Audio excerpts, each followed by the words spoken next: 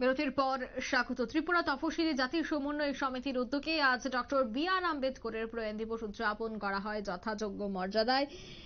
আজকের এই দিনটি পালনকে কেন্দ্র করে দেখা গেছে বিধায়ক রামু দাস, বিধায়ক সুদীপ সরকার সহ অন্যান্যরা উপস্থিত ছিলেন। মেলার মাঠেই এই অনুষ্ঠানটির আয়োজন করা হয়েছে সিপিএম প্রদেশ কার্যালয়ে। তবে আজকের এই অনুষ্ঠান থেকে কি বলছেন সংশ্লিষ্টরা শোনাচ্ছি। ত্রিপুরা তপশিলি জাতি সমন্বয় সমিতির উদ্যোগে প্রতি বছর ন্যায় এবারও আমরা বাবা সাহেব ডক্টর ভীমরাও আম্বেদকরের ৬৮তম প্রয়াণ দিবস আমরা আম্বেদকর ভবনে আমরা পালন করেছি। আপনারা জানেন এই সময়ে আমাদের দেশের সংবিধান আক্রান্ত এবং সামাজিক যে ন্যায়, দলিতদের যে অধিকার, এই অধিকার থেকে আমরা বঞ্চিত হচ্ছি।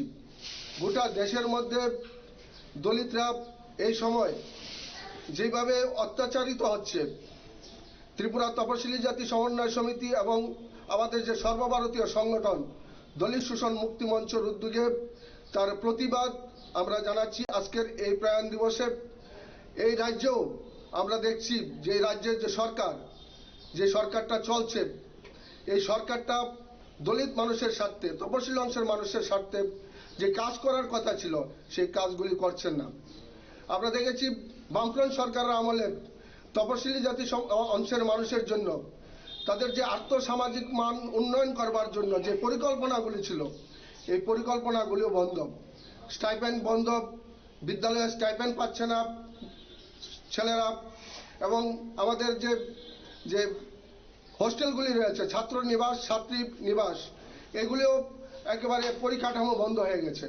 কাজে এই সময় দাঁড়িয়ে ত্রিপুরার তপশিলি অংশের মানুষের স্বার্থে আমাদের আগামী দিনে তপশিলি জাতি সমন্বয় সমিতির যে কর্মসূচি নিয়েছে, আগামী এই জানুয়ারি মাসব্যাপী এবং ডিসেম্বর মাসব্যাপী যে কর্মসূচি নিয়েছে, এই কর্মসূচিগুলি আমরা প্রতিপালন করার মধ্য দিয়ে আমাদের সংগঠনকে মজবুত করব।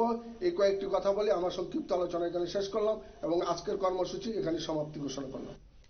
আপনারা শুনলেন তাদের বক্তব্য। যথাযোগ্য মর্যাদায় আজকের দিনটি উদযাপন করা হয় মেলার মাঠস্থিত সংগঠনের নিজ কার্যালয়ে। নিয়ে নিচ্ছে ছোট্ট একটি বিজ্ঞাপন বিরতি, সঙ্গে থাকুন।